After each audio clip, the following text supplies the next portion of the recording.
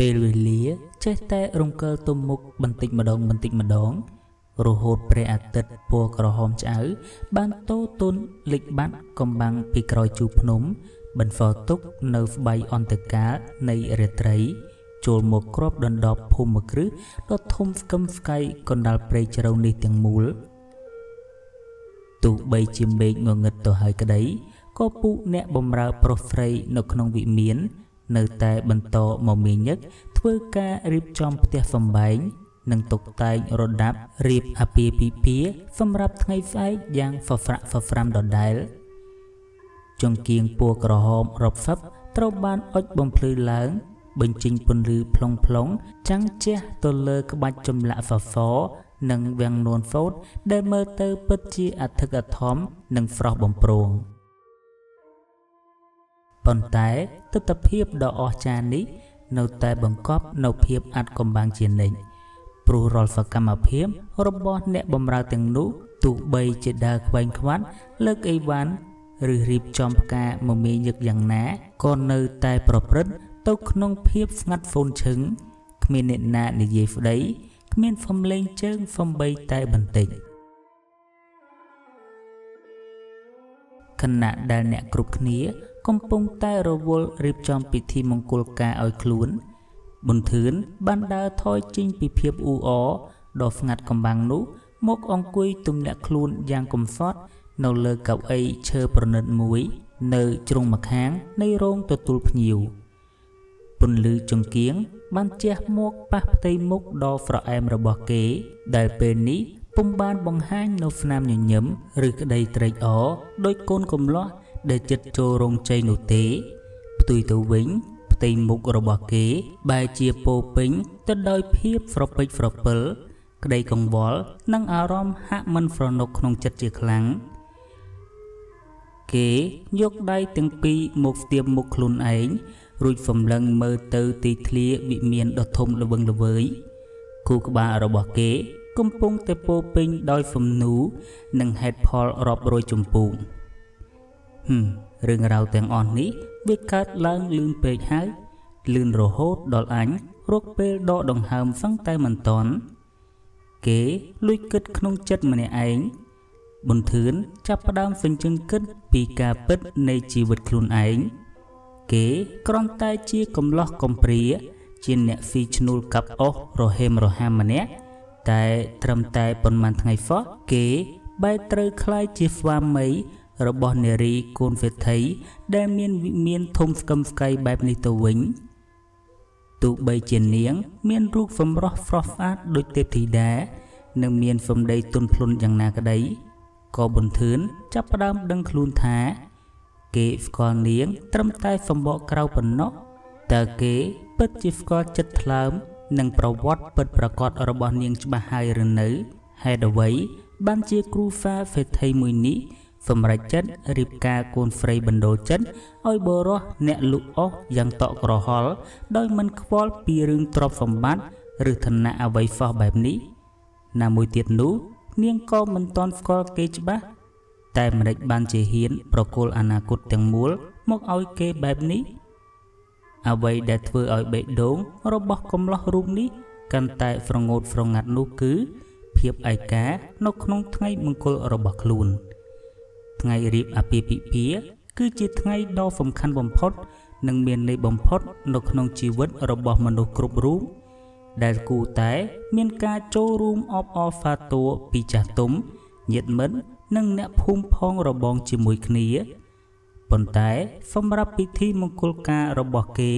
នៅថ្ងៃស្អែកនេះគឺប្រព្រឹត្តទៅនៅកណ្ដាលព្រៃជ្រៅដែលគ្មានអ្នកភូមិត្រពាំងលាក់ខាងគេសំបីតែម្នាក់បានដឹងឮគណៈពេលកំពុងតែគិតដល់ចំណុចនេះស្រាប់តែរូបភាពរបស់ច័ន្ទនីបានផុសឡើងនៅក្នុងការចងចាំរបស់គេច័ន្ទនីគឺជានារីកូនក្រមុំអ្នកភូមិម្នាក់ដែលតែងតែរាប់អាននិងនិយាយលេងសើចនិងបង្ហាញក្តីបារម្ភចំពោះគេជាងគេបំផុតនៅក្នុងស្រុកភូមិនាងប្រៀបបាននឹងមិត្តភក្តិនិងជាមនុស្សតែម្នាក់គត់ដែលនៅក្បែរគេសូម្បីតែច័ន្ទនីក៏មិនបានដឹងថាពេលនេះគេកំពុងតែរៀបការនិងកំពុងតែស្ថិតនៅក្នុងវិមានដ៏ធំនេះដែរ បុនធឿននឹកភ្នួទៅដល់សំដីចុងក្រោយរបស់ច័ន្ទនេះកាលពីយប់ដែលនាងមកឈរនិយាយជាមួយគេនៅមុខរបងថាស្ដាប់ទៅដូចមិនព្រួលសោះបងធឿនអើយមនុស្សហ្វ្រេស្អាតនៅកណ្ដាលព្រៃស្ងាត់ហើយមានវិមានធំបុរាណទៀតណែតិចលោបងឯងកំពុងតែជួបខ្មោចទៅសំដីដាស់តឿនរបស់ច័ន្ទនេះលាយឡំនឹងបណ្ដាំរបស់លោកតាហ្វិនចាំងបានបន្លឺកងរំពងនៅក្នុងត្រចៀករបស់គេម្ដងទៀតពេលនេះគេអង្គុយនៅក្នុងវិមានដ៏ធំស្កឹមស្កៃពិតមែនប៉ុន្តែអារម្មណ៍របស់គេបែរជាភ័យខ្លាចប្រៀបបាននឹងហ្វាត់ហ្លាមដែលកំពុងតែជាប់នៅក្នុងទ្រុងដែលមិនដឹងថាថ្ងៃស្អែកនេះវាសនារបស់ខ្លួននឹងត្រូវជួបប្រទះនឹងរឿងរ៉ាវអ្វីខ្លះឲ្យប្រកបនោះទេគេអង្គុយអោបដៃដកដង្ហើមធំសំឡឹងមើលពន្លឺចង្គៀងក្រហមដែលរេរាំនៅក្នុងសភាពស្ងាត់ជ្រងំដោយបេះដូងពោពេញទៅដោយក្តីកង្វល់និងការវិលវល់រកទីបញ្ចប់គ្មានយប់កាន់តែជ្រៅទៅភាពអ៊ូអរនៃការរៀបចំតុបតែងទីកន្លែងសម្រាប់ពិធីមង្គលការក៏ត្រូវបានបញ្ចប់ពួកអ្នកបម្រើដែលធ្លាប់តែដើរខ្វែងខ្វាត់បានបាត់ស្រមោលអស់រលីងពីទីធ្លាវិមានបន្សល់ទុកត្រឹមតែភាពស្ងាត់ជ្រងំនិងពន្លឺចង្គៀងក្រហមដែលកំពុងតែឆេះផ្លុងរេរំតាមកម្លាំងខ្យល់យប់កណ្ដាលអាត្រៀតដោយសារតែប្រពៃណីទំនៀមទម្លាប់ពីបុរាណកូនកំលោះមិនទាន់អាចស្នាក់នៅក្នុងផ្ទះកូនក្រមុំឬនៅក្រោមដំបូលវិមានធំជាមួយគ្នាបានឡើយមុនពេលពិធីមង្គលការចូលមកដល់ដូច្នេះហើយពូមេការដ៏អាត់កំបាំងនោះបាននាំបុនធឿនឲ្យមកសម្រាកនៅក្នុងកូនផ្ទះឈើដាច់ដោយឡែកមួយដែលហ្វងនៅឯចុងហ្វូនច្បារផ្នែកខាងក្រោយនៃវិមាននៅក្នុងបន្ទប់ដ៏ស្ងាត់ជ្រងំប៊ុនធឿនបានបដូរខ្លួនដេកសន្ធឹងនៅលើគ្រែឈើក្រាលកន្ទេលទោះបីជារាងកាយរបស់គេហត់នឿយនឹងការធ្វើដំណើរនិងការគិតពេញមួយថ្ងៃយ៉ាងណាក្តីក៏កែវភ្នែករបស់គេមិនព្រមបិទហ្វោះឡើយគេចេះតែប្រែខ្លួនចុះឡើងបេះដូងលោតដុបដាក់មិនព្រមឈប់ដោយសារតែអារម្មណ៍រំភើបពុះកញ្ជ្រោលលាយឡំនឹងការព្រួយបារម្ភចំពោះពិធីមង្គលការរបស់ខ្លួនដែលនឹងត្រូវរៀបចំឡើងនៅព្រឹកស្អែកនេះថ្ងៃស្អែកនេះខ្ញុំនឹងក្លាយជាស្វាមីរបស់កល្យានហើយកូនកំព្រាដូចជាខ្ញុំទីបំផុតមានគ្រូសានឹងគេហើយគេលួចគិតក្នុងចិត្តទាំងស្នាមញញឹមប៉ុន្តែគេគិតចុះគិតឡើងអារម្មណ៍រំភើបនោះក៏បានធ្វើឲ្យរាងកាយរបស់គេចាប់ផ្ដើមបញ្ចេញញើសនិងមានអារម្មណ៍ថា hop off up នៅក្នុងបន្ទប់ប៊ុនធឿនក៏សម្រេចចិត្តងើបពីគ្រែដើរទៅរុញបើកបង្អួចឈើដើម្បីឲ្យខ្យល់អាកាសបរិសុទ្ធពីខាងក្រៅបានបក់ចូលមកខ្លះ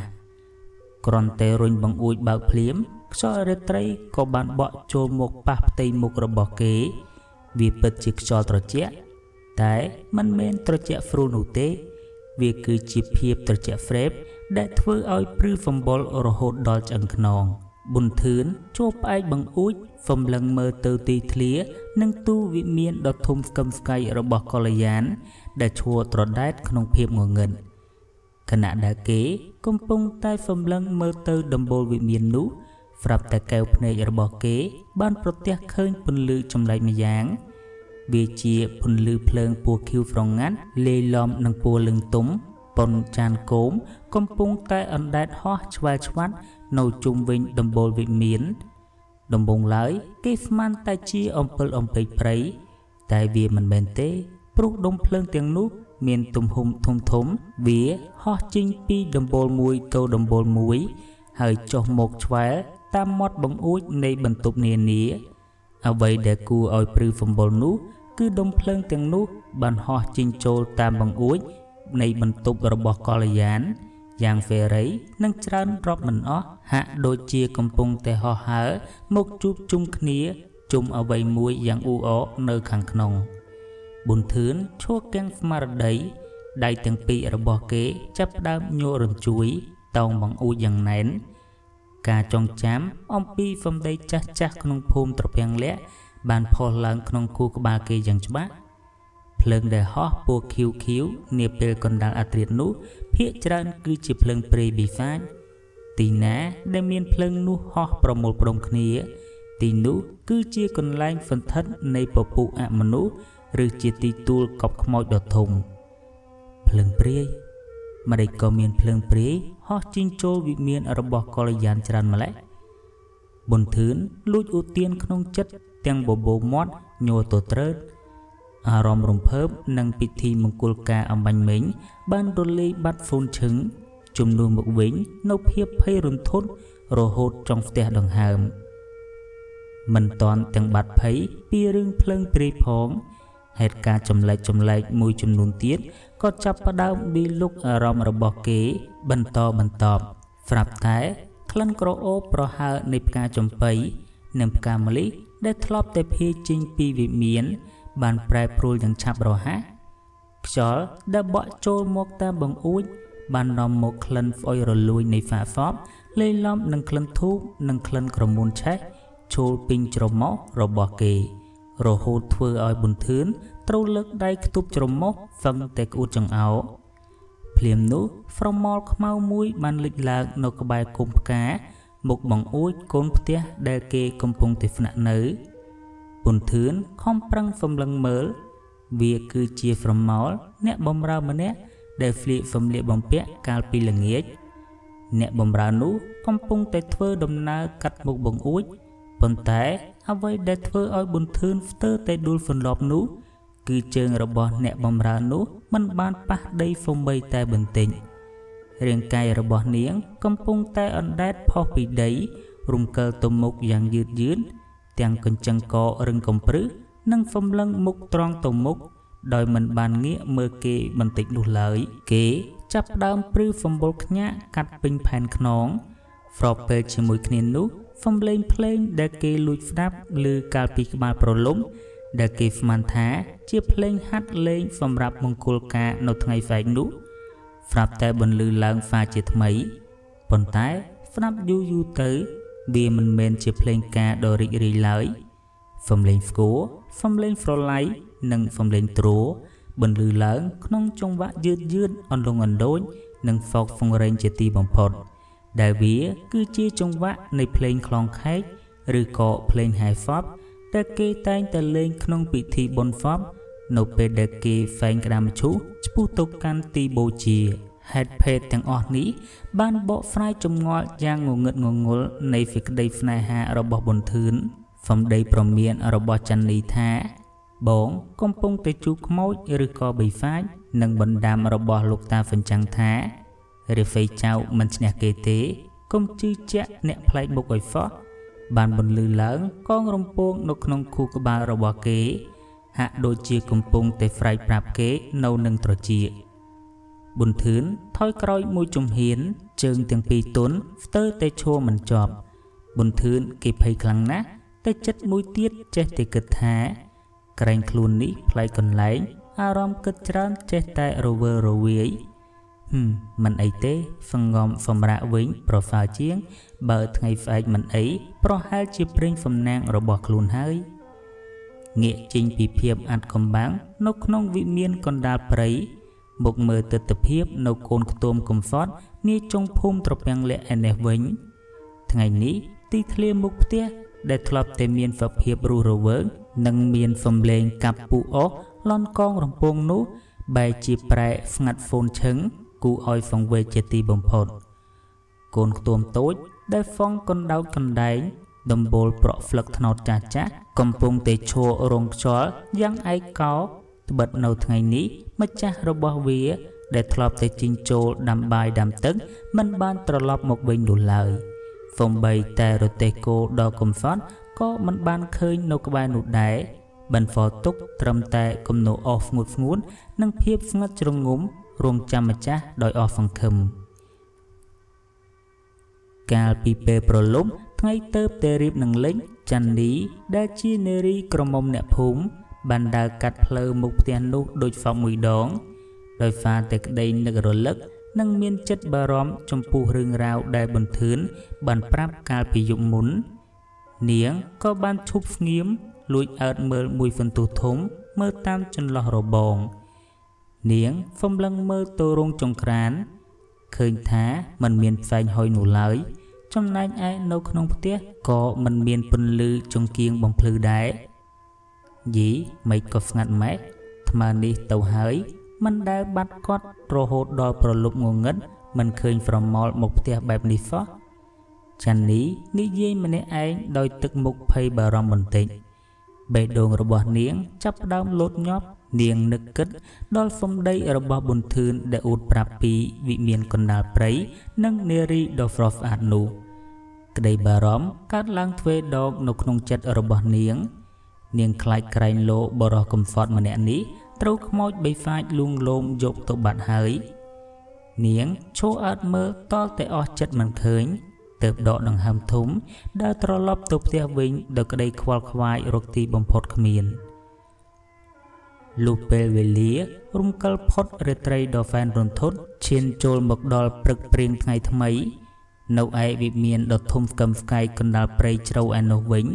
ពិធីមង្គលការរវាងកំឡោះអ្នកលូអស់និងខ្មោចហ្វ្រៃកូនវេថីក៏បានចាប់ផ្ដើមប្រព្រឹត្តទៅទោះបីជាព្រឹកព្រលឹមក្តីក៏ផ្ទៃមេឃនៅទីនេះពុំមានព្រះអាទិត្យចាំងជះមកឡើយគឺមានត្រឹមតែស្បៃអាប់ពណ៌សគ្របដណ្ដប់ធ្វើឲ្យបរិយាកាសទាំងមូលមើលទៅស្រអាប់និងត្រជាក់ហ្វ្រេបកម្មវិធីដំបូងគេបង្អស់គឺពិធីហែជំនួនប៊ុនធឿនត្រូវបានគេបំពាក់ដោយសម្លៀកបំពាក់កូនក្រមុំប្រពៃណីបុរាណធ្វើអំពីសូត្រពណ៌មាសចាស់យ៉ាងស្រស់ស្អាតបើមើលទៅសម្បកក្រៅគេពិតជាកូនកំលោះដ៏សង្ហានិងមានហ្វេរីហ្វូស្ដីណាស់ប៉ុន្តែបើសម្លឹងមើលផ្ទៃមុខនិងកែវភ្នែករបស់គេវិញគឺពោពេញទៅដោយភាពភ័យរន្ធត់ហ្វ្លេកហ្វ្លាំងនិងអស់សង្ឃឹមជាទីបំផុតប៊ុនធឿនឈរនៅកណ្ដាលជូហែចំនួនងាកមើលឆ្វេងងាកមើលស្ដាំដោយអារម្មណ៍កំសត់និងអាហ្វូខ្លួនឯងជាពន់ពេកក្នុងថ្ងៃដ៏សំខាន់បំផុតនៃជីវិតគេបែរជាគ្មានសាច់ញាតិគ្មានបងប្អូនគ្មានចាស់ទុំឬសូម្បីតែអ្នកភូមិដែលខ្លួនស្គាល់ម្នាក់មកឈួរអបអរហ្វាទ័រឡើយអ្នកដែលកាន់ពៀនរណ្ដាប់ផ្លែឈើនិងនំចំណីហែហោមនៅជុំវិញគេហ្វុតហ្វឹងតែជាអ្នកបម្រើរបស់វិមាន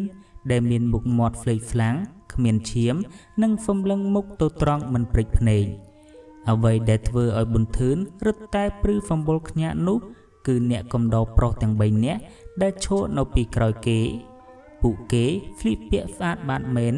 តែប៊ុនធឿនមិនធ្លាប់ស្គាល់មុខតលតែសោះផ្ទៃមុខរបស់គេមើលទៅរឹងកំប្រឹសភ្នែកទាំងគូសម្លឹងភ្លឹកគ្មានប្រលឹងមុនពេលហែប៊ុនធឿនបានព្យាយាមខ្សឹបស៊ូពួកគេថាបងឯងឈ្មោះអីដែរប៉ុន្តែពួកគេទាំង3នាក់នោះមិនបានហើបមាត់ឆ្លើយតបសូម្បីតែដកដង្ហើមចេញចូលក៏គ្មានផងគឺឈួរស្ងៀមដូចជារូបសំណាក់រងចាំតែបញ្ជាភ្លាមនោះហេតុការណ៍ដ៏គួរឲ្យរន្ធត់មួយទៀតបានកើតឡើងលោកអាចារ្យចំណាស់ម្នាក់ដែលមានតួនាទីជាចៅមហាបានលើកឃ្មោះឡើងកាន់នៅដៃម្ខាងឯដៃម្ខាងទៀតកាន់ទៀនធូបអ្វីដែលធ្វើឲ្យប៊ុនធឿនសឹងតែកាំងបេះដូងនោះគឺលោកអាចារ្យមិនបានយកអន្លូងទៅវាយឃ្មោះទេប៉ុន្តែឃ្មោះនោះបែរជាចេះរំញ័រនិងលន់បន្លឺសំឡេងដោយខ្លួនឯងសំឡេងឃ្មោះលន់បន្លឺឡើងយឺតកងរំពងពេញទីធ្លាវិមានវាមិនមែនជាសំឡេងឃ្មោះដែលផ្ដល់នៅហ្វេរីហ្វូស្ដីឡើយតែវាស្ដាប់ទៅអន្លង់អន្លោចគួរឲ្យស្រណោះនិងហ្វ្រីវឆ្អឹងខ្នងជាទីបំផុតស្របពេលជាមួយគ្នានោះក្រុមភ្លេងការដែលអង្គុយនៅឯមុខរោងក៏ចាប់ផ្ដើមប្រគំឡើងពួកតន្ត្រីក៏វាយស្គរនិងគោទ្រដោយកាយវិការយឺតមិនព្រិចភ្នែកសំឡេងទ្រសំឡេងស្រឡៃបន្លឺឡើងអូបន្លាយវែងវាស្ដាប់ទៅមិនខុសពីបទភ្លេងដែលគេកំពុងតែប្រគំកំដរវិញ្ញាណក្ខន្ធនិងហែហ្វប់ទៅកាន់ទីបច្ឆាសោះឡើយប៊ុនធឿនដៃកាន់ផ្កាស្លាញ័រទៅត្រើតញើសត្រជាក់ហ្វ្រេបក៏បានហូរស្រក់ចុះមកតក់គេចង់ទម្លាក់ផ្កាស្លាចោលហើយរត់គេចចេញពីឋាននរោនៃមង្គលការខ្មោចនេះឲ្យឆ្ងាយបំផុតប៉ុន្តែជើងទាំងពីររបស់គេហាក់ដូចជាត្រូវបានគេចាក់សោភ្ជាប់នឹងការ៉ូ រំកិលតណាមិនរួចហ្វក់គេគ្មានជំរឿអ្វីក្រៅពីបង្ខំចិត្តបោះជំហានយឺតដើរតាមសំឡេងខ្មុះដែលបន្លឺឡើងដោយខ្លួនឯងនោះឆ្ពោះទៅកាន់រោងជ័យ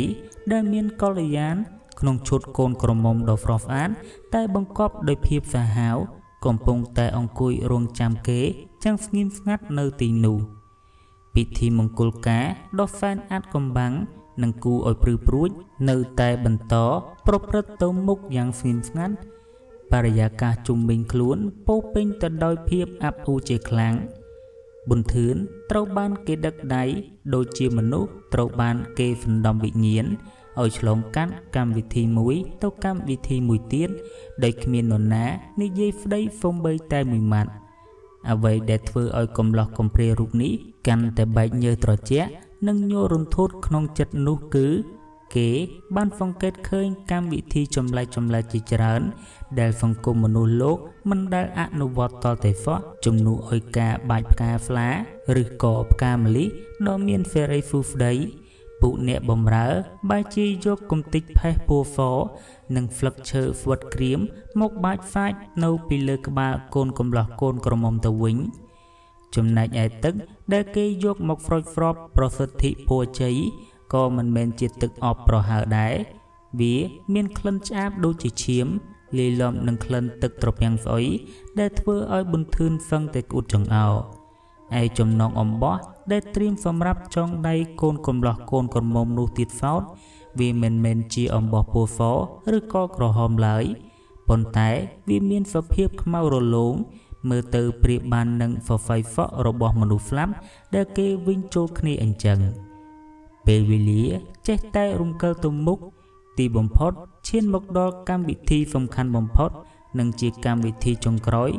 នោះគឺពិធីសំពះផ្ទឹមប៊ុនធឿនត្រូវបានគេរុញឲ្យអង្គុយបត់ជើងចុះនៅលើកន្ទេលទន្ទឹមគ្នាជាមួយនឹងកល្យានដែលកំពុងតែគ្របដណ្ដប់ដោយស្បៃកូនក្រមុំទោះបីជានាងអង្គុយគីកិតយ៉ាងណាក្តីក៏ប៊ុនធឿនមិនទទួលបានអារម្មណ៍កក់ក្ដៅសូម្បីតែបន្តិចផ្ទុយទៅវិញរាងកាយរបស់នាងបានភាចេញនូវភាពត្រជាក់ស្រេបដូចជាដុំទឹកកកកល្យានបានងាកមុខមកញញឹមដាក់គេស្នាមញញឹមរបស់នាងនៅតែស្រស់ស្អាតតែពេលនេះកែវភ្នែករបស់នាងបានប្រែទៅជាពណ៌ក្រហមព្រៀងនិងពោពេញទៅដោយមន្តអាគមចងរិតនៅជុំវិញអ្នកទាំងពីរមានសុទ្ធតែពួកចាស់ទុំនៃភូមិគ្រឹះនេះកំពុងអង្គុយព័ទ្ធជារង្វង់ផ្ទៃមុខរបស់ពួកគេម្នាក់ហ្វ្លេកហ្វ្លាំងសាច់ស្បែកជ្រូចជ្រួញឯកែវភ្នែករបស់ពួកគេគឺរូងជ្រៅសំឡឹងមកកាន់ប៊ុនធឿននិងកល្យានភ្លឹកដោយមិនព្រិចភ្នែកសូម្បីតែមួយដងលោកអាចារ្យដែលមានទម្រង់មុខគួរឲ្យខ្លាចបានចាប់ផ្ដើមសូត្រធម៌បួងសួងប៉ុន្តែសូរហ្វាប់ធម៌ទាំងនោះមិនមែនជាធម៌មង្គលទេវាជាសំឡេងផ្អកយឺតអន្លង់អន្លោចប្រៀបបាននឹងការសូត្រធម៌អភិធម្មកំដរខ្មោចនៅមុខក្តាមឈូសយ៉ាងដូចឆ្នោតដែរប៊ុនធឿនញ័រខ្លួនចំប្រោះដៃទាំងពីរប្រណមផ្ទឹមគ្នាទាំងញើសហូរជោគគេដឹងច្បាស់ថាបើសិនជាអាចារ្យនេះយកខ្សែសក់ខ្មៅនោះមកចងចំណងដៃគេជាប់នឹងកល្យាននោះវិញ្ញាណរបស់គេនឹងត្រូវជាប់នៅទីនេះជារៀងរហូតលែងមានឱកាសបានឃើញពន្លឺព្រះអាទិត្យទៀតហើយគេចង់ស្រែកចង់រត់ចេញតែបបោមាត់របស់គេហាក់ត្រូវបានគេដេរភ្ជាប់ឯរាងកាយក៏ទន់ស្ពឹកកម្រើកមិនរួចខណៈដែលលោកអាចារ្យកំពុងតែលើកខ្សែចំណងពណ៌ខ្មៅនោះរៀបនឹងចងលើដៃរបស់ប៊ុនធឿនស្រាប់តែផ្ទៃមេឃដែលកំពុងតែស្ងាត់ជ្រងំក៏ប្រែប្រួលមួយរំពេចសំឡេងខ្យល់ព្យុះបានបោកបក់មកពីណាមិនដឹងគួចបក់យ៉ាងសាហាវវាយលុកចូលក្នុងទីធ្លាវិមានកម្លាំងខ្យល់ដ៏មហិមានេះបានបំពើងស្លឹកឈើនិងផេះធូបហោះខ្ចាត់ខ្ចាយពេញអាកាសទ្វារឈើដ៏ប្រណិតនិងបង្អួចដ៏ធំរបស់វិមានដែលត្រូវគេបិទជិតឈឹងនោះត្រូវបានកម្លាំងខ្យល់បោកទង្គិចឲ្យបើកចំហទាំងស្រុងលន់ហ្វូកងរំពងពេញភូមិគ្រឹះពន្លឺចង្កៀងក្រហមរាប់សិបដែលកំពុងតែឆេះផ្លុងត្រូវបានខ្យល់បក់ពន្លត់ព្រមគ្នា ឲ្យងងឹតហ្វ្លុកមួយរំពេចបន្សល់ទុកត្រឹមតែភាពងងឹតនិងពន្លឺភ្នែកបន្ទោដែលបាញ់ភ្លឺខ្វែងខ្វាត់នៅលើផ្ទៃមេឃពពុះអមនុស្សអ្នកបម្រើនិងចាស់ទុំដែលអង្គុយព័ទ្ធជុំវិញស្រាប់តែបញ្ចេញសំឡេងខ្សឹបហ្វៀវដ៏គួរឲ្យរន្ធត់ពួកគេនាំគ្នាយកដៃបិទមុខដកថយចេញពីកណ្ដាលរោងហាក់ដូចជាកំពុងតែភ័យខ្លាចនឹងអំណាចអ្វីមួយដែលទើបតែចូលមកដល់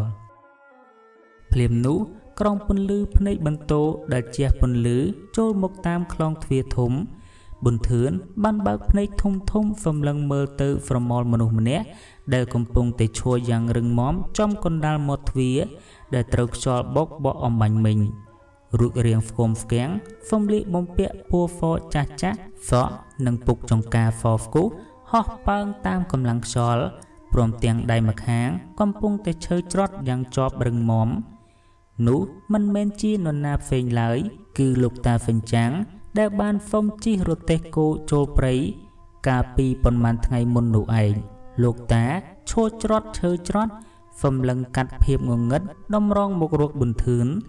កែវភ្នែករបស់គាត់បញ្ចេញពន្លឺដ៏មានអំណាចនិងរស្មីដ៏កក់ក្ដៅដែលអាចទម្លុះភាពរន្ធត់នៃវិមានបិសាចនេះបានគាត់គូសឈើច្រត់ទៅនឹងឥដ្ឋការ៉ូបុរាណនោះចំនួន3ដងសំឡេងគូសនេះបានលន់កងរំពងបំបែករាល់អាគមនិងសំឡេងខ្មោចទាំងឡាយឲ្យស្ងាត់ជ្រងំទៅវិញប៊ុនធឿនគេត្រេកអរណាស់ត្បិតគេដឹងច្បាស់ថា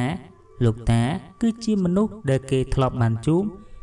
ចង់ដឹងថាតើលោកតាហ្វិនចាំងអាចជួយសង្គ្រោះដួងព្រលឹងរបស់ប៊ុនធឿនដែលរៀបតែនឹងបានคล้ายជាប្តីរបស់កល្យានដែលជាខ្មោចកូនស្រីម្ចាស់ភូមិគ្រឹះទៅហើយនោះបានដែរឬទេសូមរងចាំស្ដាប់ភាគបញ្ចប់